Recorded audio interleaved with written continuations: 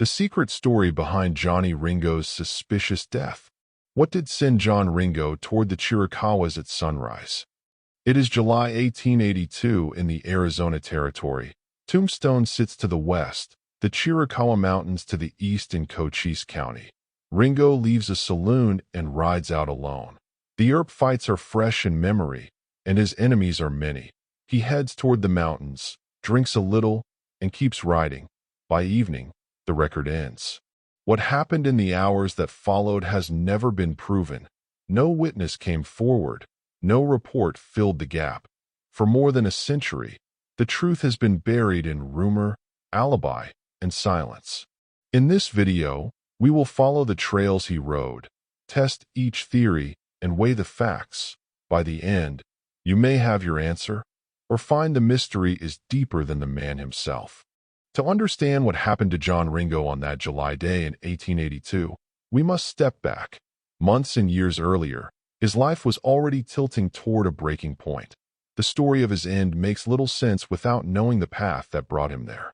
John Peters Ringo was born May 3, 1850, in Greens Fork, Indiana. He came from a large family of farmers. In 1856, when he was still a boy, the family moved west to Liberty, Missouri. It was a common migration for the time, driven by a search for better land and opportunity.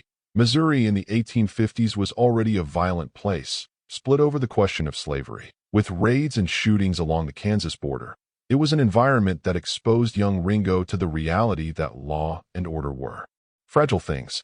In 1858, his father loaded the family into a covered wagon to push farther west toward California. The trail was hard, but the real tragedy struck in 1864 when his father, Martin Ringo, died in a freak accident. While crossing Kansas, his shotgun went off accidentally, killing him instantly. The family buried him on the prairie and moved on. John was only 14 at the time, and his father's sudden, violent death left a deep impression. The Ringo family eventually settled in San Jose, California. John grew up tall, intelligent, and unusually well-read for a frontier youth. He could quote Shakespeare, spoke some Latin, and was known to carry books in his saddlebags. This education gave him a certain presence, but it did not blunt his temper. By his 20s, he had already built a reputation for quick anger and skill with a gun. In the early 1870s, Ringo drifted to Texas, just as the Mason County War, also called the Hoodoo War, was breaking out. It began as a local feud over cattle rustling and quickly turned into a deadly series of ambushes and gunfights between German settlers and Anglo cattlemen. Ringo sided with the cattlemen and soon became a central figure. In 1875, he was jailed for the murder of a man named James Chaney, though he was never convicted. In the end, the Mason County War fizzled without formal resolution, but the lessons were clear. Loyalties could shift overnight, grudges lasted years, and disputes were often settled with bullets. By 1879, Ringo had left Texas for the Arizona Territory. Tombstone was still a young mining town, but already famous for its silver strikes. Cochise County was filling fast with miners, ranchers, gamblers, and outlaws. In this volatile mix, law enforcement was thin and often political. The Earp brothers, Wyatt, Virgil, and Morgan, had arrived with their ally Doc Holliday. Opposite them were the cowboys, a loose network of rustlers and stage robbers operating along the Mexican border. Ringo moved easily among the cowboys, counting Ike Clanton, Curly Bill Brocious, and the McClory brothers as friends. Unlike many, he could read and write well, and he often served as a spokesman when the cowboys wanted to appear more respectable. But his temper and skill with a revolver made him just as dangerous as the roughest in the group. Tensions between the Earps and cowboys rose through 1880 and into 1881. In January 1881, Ringo was arrested for carrying a pistol in Tombstone, a violation of town ordinance. The arresting officer was Wyatt Earp himself. It was a small charge but planted the seed for direct hostility between them. That same year, stagecoach robberies near Tombstone were linked to the cowboys. Suspicion deepened, and the divide widened. On October 26, 1881, the gunfight at the OK Corral erupted. Ringo was not in town that day, but his friends Tom and Frank McClory were both killed in the fight, along with Billy Clanton. To Ringo, this was not law enforcement. It was personal. From that point forward, Ringo took a larger role in the feud. In January 1882, he was arrested again, accused of making threats against the Earps. The war turned deadly in March when Morgan Earp was assassinated while playing billiards. Wyatt Earp blamed the cowboys and launched his vendetta ride, killing several men he believed involved. Ringo's exact movements during this time are debated. Some say he avoided direct clashes with the Earps, preferring to wait for the right moment. Others insist he was ready for a final showdown. On April 14, 1882, he was seen drunk and shouting in the streets of Tombstone, openly threatening the Earps. He was arrested but released the next day. By summer, Ringo's circle was collapsing. Curly Bill Brocious had been killed by Wyatt Earp in March. Ike Clanton fled Arizona after an arrest. Others were dead, jailed, or hiding. Ringo, once part of the largest and most feared gang in the county, was now often alone. Witnesses from this period describe him as restless, drinking more, and brooding over his situation. It is in this isolation that we find him in July 1882, cut off from allies, under the shadow of enemies, and carrying the weight of years of violence and loss. The feuds that had shaped him were ending, and he had no clear place in the future of Cochise County. And so, with this background, we come to the day of his death. Before we can decide whether John Ringo took his own life, was murdered, or died by accident, it is time to see the physical evidence. On July 14, 1882, the body of John Ringo was discovered in West Turkey Creek Canyon, in the foothills of the Chiricahua Mountains in Cochise County, Arizona Territory. The discovery was made by a party of men traveling through the area, including a rancher named James Yost. What they found, and how it was documented, is central to every theory about his death. Ringo was lying under the shade of a large oak tree, about 2 miles from a small camp used by woodcutters.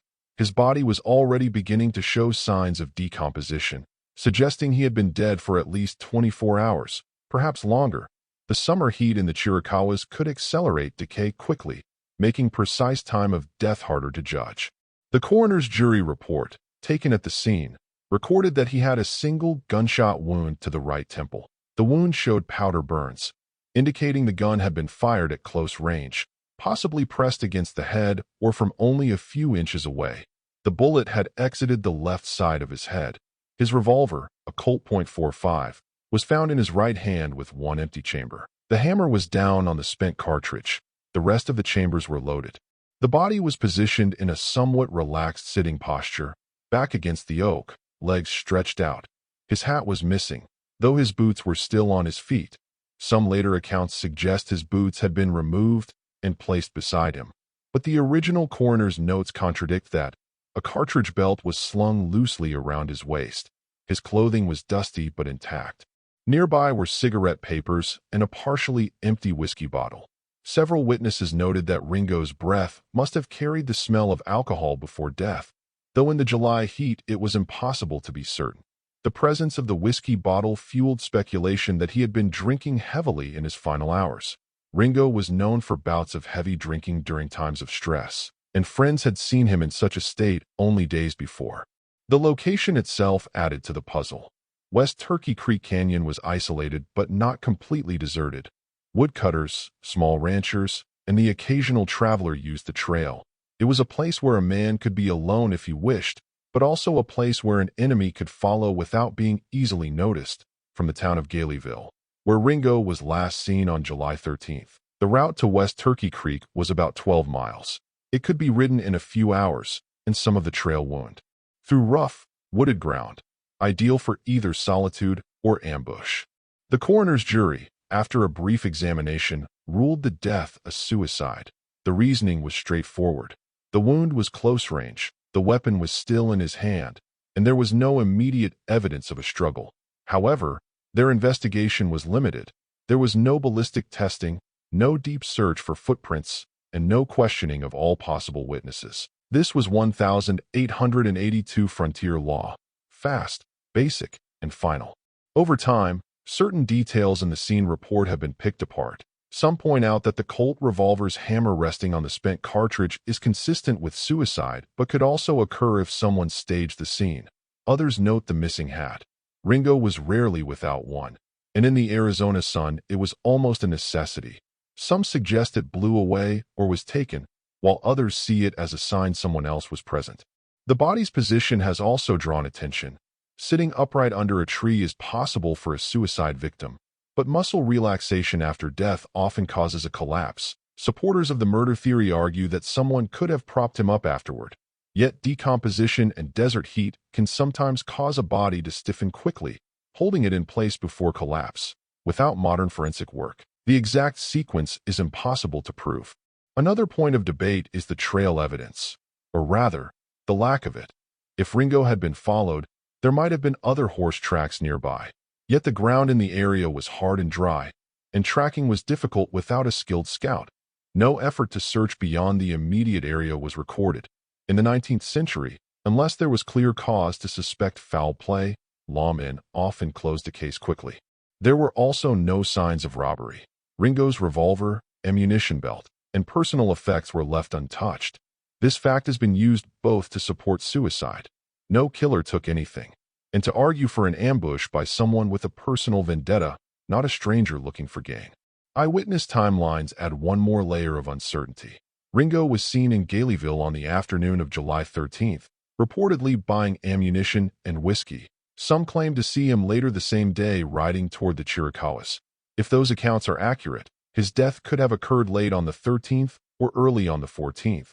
But there are also later stories placing him alive after the official date of death, though these are unverified and may be confused memories or fabrications. What is clear is that the physical evidence is sparse. The coroner's conclusion was reached quickly, and the location allowed for either private despair or calculated murder. The powder burns prove the shot was close, but not whether Ringo pulled the trigger himself. The empty whiskey bottle and cigarette papers show he lingered for a time, but not whether he was alone. In sum, we have a gunshot wound to the right temple with close-range powder burns, a revolver in his right hand, one spent cartridge, rest loaded, body seated under an oak, clothing intact, boots on, missing hat, whiskey bottle, cigarette papers nearby. No signs of robbery or struggle in immediate area. Jury ruling of suicide, based on scene alone.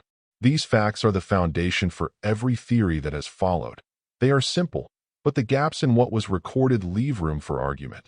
The Chiricahua foothills kept their secrets that summer day, and the truth of how Ringo died has been debated ever since. It is time to see the theories. Over the decades, 5 main theories have been advanced to explain how John Ringo died in West Turkey Creek Canyon on July 14, 1882. Each draws on the sparse evidence found at the scene, but interprets it differently. None has been proven beyond doubt, which is why the debate continues. 1. Suicide. The official ruling of the coroner's jury was suicide, and for many historians this remains the simplest explanation. The evidence seems to support it. Ringo was found with a revolver in his right hand, one chamber fired, powder burns on his right temple, and no signs of a struggle. He was known to drink heavily, and witnesses reported him being restless, despondent, and possibly depressed in the days before his death. By summer 1882, his close friends were gone. Curly Bill Brocious dead, Ike Clanton in hiding, others jailed or fled. The Cowboys, once the strongest outlaw group in Cochise County, were finished. Ringo was often alone, facing legal troubles and a growing number of enemies. Combined with alcohol and the isolation of the Chiricahua foothills, supporters of the suicide theory see a man who simply gave up. Critics of this theory argue that holding the revolver after death, with the hammer resting on the spent cartridge, could have been staged. They also note the missing hat, and that Ringo's body was still upright, which is less common in self-inflicted gunshots. Defenders respond that desert heat can stiffen a body quickly, and hats can blow away or be misplaced. For them, suicide still fits the facts best. 2. Murder by local enemies. Another theory is that Ringo was murdered by someone with a personal grudge, possibly a rancher, rustler, or former cowboy who blamed him for past troubles. Ringo had made enemies in Texas during the Mason County War, in Arizona during his time with the Cowboys, and even within the outlaw circle itself. In this scenario, someone followed him from Galeyville or intercepted him on the trail to West Turkey Creek. The killer could have shot him at close range and staged the scene to look like suicide. The missing hat, the upright posture, and the lack of thorough investigation are used to support this theory. The main weakness is the absence of motive strong enough to risk killing him then and there. By July 1882, Ringo was no longer a major player. His death didn't change the balance of power in the county, and the killer would have had to act quickly, since travelers used the canyon. 3. Wyatt Earp or Doc Holliday vendetta. This is the most colorful theory and a favorite in dime novels. Some believe Ringo was targeted as part of Wyatt Earp's ongoing revenge for the death of Morgan Earp. Holliday and Earp had both been suspected by the cowboys of wanting Ringo dead, and there were reports, mostly years later, that Holliday had been in Arizona at the time. One version claims Holliday met Ringo in the Chiricahuas, challenged him, and killed him in a gunfight. Another says Holliday shot him without warning. Supporters of this theory point to Ringo's known hostility toward the Earps and the fact that Earp's vendetta ride had ended only a few months earlier. The biggest problem is alibi. Records show Holliday was in Colorado at the time, fighting legal charges in Pueblo and Denver. Wyatt Earp was also far from Arizona. While both men could have traveled quickly, no contemporary witness places them near West Turkey Creek on July 13th or 14th. This has led most historians to dismiss the theory as romanticized fiction. 4. Buckskin Frank Leslie confession. In later years, Buckskin Frank Leslie, another tombstone figure with a deadly reputation, allegedly claimed to have killed Ringo. Leslie was a skilled marksman, former Army scout, and gambler. He knew the Chiricahua country and had ties to both sides of the Earp cowboy feud. Leslie's supposed confession was vague and came decades after the fact, possibly while bragging in prison. If true, it would fit with the theory that Ringo was killed by someone he knew, perhaps in a private dispute or as revenge for some earlier slight. Skeptics point out that Leslie had a habit of embellishing his past. No physical evidence or contemporary account links him to the scene. Still, the idea of a skilled gunman slipping up on Ringo in the canyon is not impossible, given the terrain. 5. Accidental death. The least sensational theory is that Ringo died by accident. In this view, he was drunk, exhausted, and perhaps trying to remove his boots or adjust his gun when it discharged. The wound's close range could be explained by the position of the gun in his hand. The missing hat might have been lost earlier in the ride, and the whiskey bottle suggests heavy drinking. Combined with the July heat, dehydration, and fatigue, an accident could have happened while he rested under the oak. Opponents argue that while accidents happen, it is rare for someone to shoot themselves in the temple by mistake.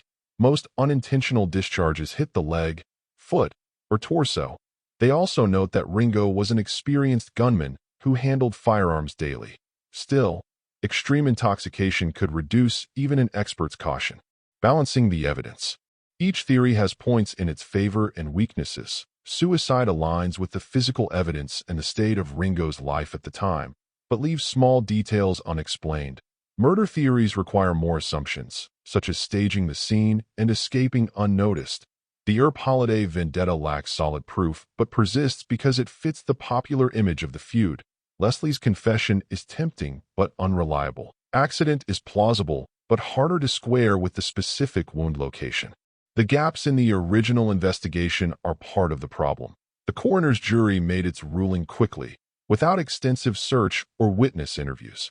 Without more detail, speculation has filled the void for over 140 years. The Chiricahua Mountains, with their deep canyons and shifting shadows, have kept their silence. And so, with the facts in hand and the possibilities laid out, it is time to see the theories in action, tested against what little we truly know of that quiet July afternoon. After John Ringo's body was buried near the site where he was found, the mystery of his death quickly entered Arizona folklore. But the story did not end there.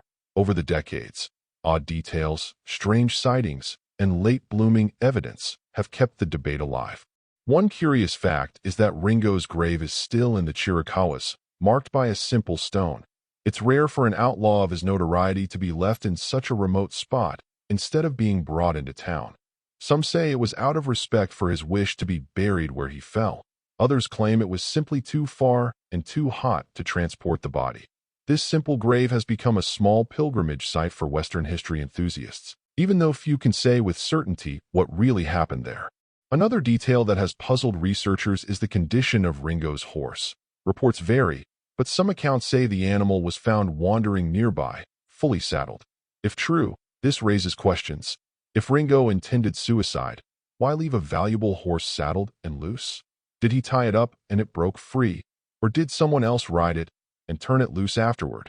The original coroner's records are silent on this point, but it has fueled more speculation about foul play. Decades after Ringo's death, new witnesses surfaced. Some claimed they had heard confessions from men who killed him. One such claim came from buckskin Frank Leslie, though his story shifted over time. In the 1930s, a man named William K. Breckinridge, once a deputy sheriff under Johnny Bean, published a memoir that hinted Ringo might have been killed by others. However, Breckinridge's book Eldorado is known to mix fact with personal opinion, and historians debate how much of it is reliable. One of the strangest pieces of alleged evidence emerged in the 1990s when a private collector claimed to own Ringo's actual Colt revolver. The gun matched the model and period, but had no definitive proof linking it to Ringo's death. Still, its existence sparked new debates among firearm experts and Western buffs about whether its wear patterns matched the way it was reportedly found. There's also the persistent problem of timelines. In some later accounts, people swore they saw Ringo alive after the official date of his death. A rancher in the area claimed he spoke with Ringo on July 14th, hours after the coroner's estimated time of death. Others claimed sightings days later.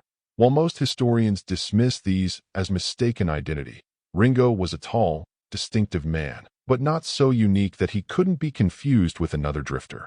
These stories keep feeding the idea that the official record might be wrong. Another oddity lies in the lack of formal investigation beyond the coroner's inquest. Cochise County at the time was politically fractured. Sheriff Johnny Bean had long been accused of siding with the cowboys, while the Earp faction held influence with other territorial authorities. Some theorists believe that Ringo's death was treated casually because it removed a dangerous player without anyone having to face legal consequences. A deeper inquiry might have exposed embarrassing ties between lawmen and outlaws, so no one pushed for it. In more recent years, forensic experts and amateur historians have visited the site to re-examine the scene. The terrain around West Turkey Creek Canyon has changed little since 1882. The oak trees still give shade. The canyon floor still offers secluded spots. One modern analysis suggested that the angle of the wound, as described in coroner's notes, would have been awkward but possible for a right-handed suicide. Another analysis, based on the same notes, claimed it would have been easier for a second person standing close to fire the shot, without the body or the original weapon in verified custody. These arguments remain theoretical. Interestingly, Ringo's death has also become part of broader debates about the Old West itself. Whether figures like him were products of lawlessness and chance, or whether they were driven to their ends by the collapse of their social networks and power. In Ringo's case, the destruction of the cowboys left him isolated. For some, this points towards suicide. For others, it created the perfect opportunity for someone to settle a score. Pop culture hasn't helped settle the facts. In films like Tombstone, 1993, Ringo's death is depicted as the result of a showdown with Doc Holliday. While entertaining, this version has no basis in contemporary evidence, yet it has shaped how many people imagine his end, blending Hollywood drama with the bare bones of history. Even the location of his grave has invited its own myths. Some visitors claim to have found old shell casings nearby, possibly from the 1880s. Others insist they've seen carvings and trees marking initials, though none can be confirmed as connected to Ringo. Local folklore sometimes even adds ghost stories, with tales of a lone rider seen at dusk in the canyon, an echo of the real man's final ride. As for new evidence, the most significant development in recent decades has been the digitization of old newspapers and court records. Researchers now have easier access to period sources, and while no smoking gun has appeared, these archives have clarified some points, such as confirming Galeyville sightings of Ringo on July 13, 1882, and verifying that no formal search for a killer was conducted. Ultimately, every scrap of evidence, old or new, must be filtered through the limitations of the time. In 1882, frontier investigations were quick and often sloppy. Powder burns and a gun in the hand were enough for a suicide ruling. Today, those same details would trigger deeper forensic work, scene preservation, and cross-examination of witnesses. Without that, the truth is likely lost. John Ringo's death remains one of the enduring puzzles of the Old West. Whether it was suicide, murder, accident, or something stranger, the gaps in evidence keep it alive in public imagination. The oak tree, the canyon, the missing hat, the lone grave, all are pieces of a story that refuses to close neatly. And now, the question falls to you. Looking at the facts, the theories, and the curious bits that surfaced afterward, what do you think happened in West Turkey Creek Canyon that July afternoon? Was Ringo a man who chose his own end, a victim of another's hand, or a casualty of bad luck and bad timing? Your opinion might not solve the mystery, but it keeps the story alive, just as it has been for over 140 years.